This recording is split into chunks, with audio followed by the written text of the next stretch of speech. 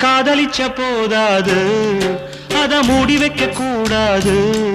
அட காதலிச்ச போதாது அத மூடி வைக்க கூடாது கல்யாணம் தான் சொர்க்கத்துல நிச்சயிக்கப்படுதா பத்திருக்க மட்டும் இங்க அச்சடிக்கப்படுதா சம்மதம் கேட்காமலே சில சம்பந்தம் பேசுறாங்க மனங்களை பார்க்காமலே